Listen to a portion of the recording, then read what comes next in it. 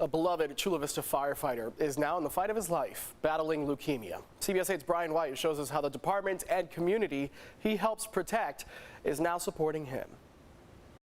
He puts others first, day in and day out. He's a person that's just always present. He's there for you. Like, he's just such a giving and caring person, and that's who he is. That's what he represents. Chula Vista Fire Chief Harry Munz has worked with Ding Nguyen for over 20 years, from his early days as a firefighter to now as a fire captain, proudly married with 4 kids. When he was diagnosed with leukemia, Chief Munz couldn't believe it. It obviously was shocking. You know, he's a young man. He's in his early 40s. Cancer's a horrible thing for anyone, but so young, it definitely grabs your attention. Ding Nguyen has been at UCSD Medical Center in La Jolla for about a month now, undergoing treatment. It weighs on his mind day in and day out, being confined to a hospital room, even though he knows he needs the treatment, but not being there for his family, not being here for his crew, and ultimately not being here to serve the community. As part of his role at Fire Station 3, Captain Nguyen is involved in a lot of training.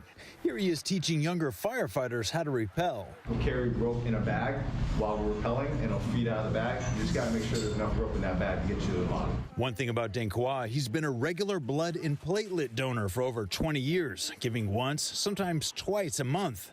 In fact, it was his last donation that led to the early detection of his leukemia.